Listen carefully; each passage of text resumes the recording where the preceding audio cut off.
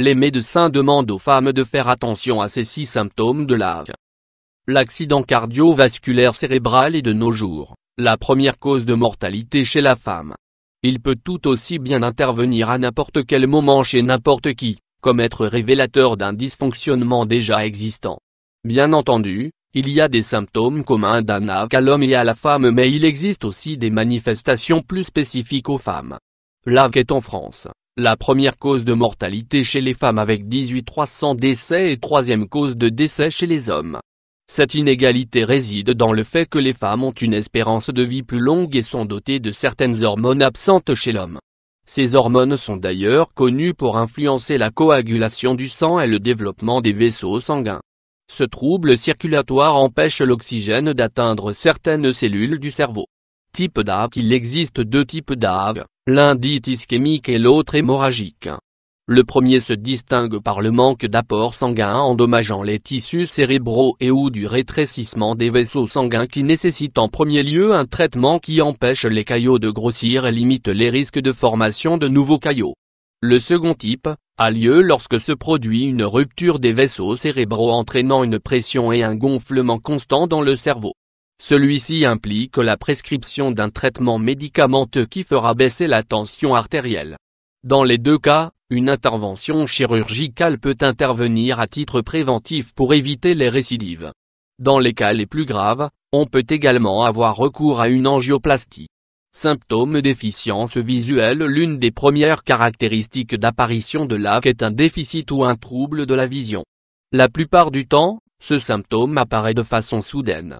Maux de tête. Un violent mal de tête qui apparaît de façon soudaine peut être le signe précurseur d'un accident vasculaire cérébral, surtout si celui-ci est suivi de vomissements et de nausées. Douleur aiguë dans la poitrine. Un des autres symptômes de l'AVC est une douleur brutale survenant dans la poitrine, accompagnée d'une sensation de forte oppression. Désorientation. Si vous ressentez une certaine désorientation ou bien que vous perdez le contrôle de votre langage, de votre comportement ou de vos gestes, cela peut également indiquer l'imminence de l'arrivée d'un AVC. Fatigue soudaine. Une certaine somnolence, des changements d'humeur soudains, une irritabilité ou de la confusion sont aussi des indices révélateurs de l'AVC. Perte de conscience. La perte de conscience est l'un des signaux le plus radical de l'AVC qui peut soit informer qu'un vaisseau qui est directement relié au tronc cérébral s'est bouché, soit qu'il s'est rompu provoquant une hémorragie.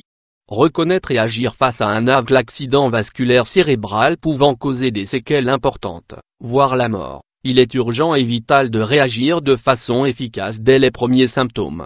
En attendant les secours, il est primordial de faire réagir la personne potentiellement victime d'un AVC en la stimulant et en procédant à quelques rapides vérifications. Si vous constatez un discours anormalement long ou confus, faites parler la personne. Posez-lui des questions et faites-lui répéter des mots ou une phrase simple pour vérifier l'apparition de troubles du langage. Si vous relevez une certaine confusion dans ses gestes, demandez à la personne de lever les 2 mains ou les 2 bras. En cas d'AVC, une des 2 mains ou un des 2 bras ne suivra pas l'autre et peut retomber. Demandez à la personne de serrer les dents, de vous sourire ou même de tirer la langue. Si vous constatez une certaine asymétrie au niveau du visage, celle-ci est caractéristique de l'AVC. Demandez à la personne de serrer vos mains. Si la pression est moins forte d'un côté, c'est également un signe que l'AVC a bien fait son entrée.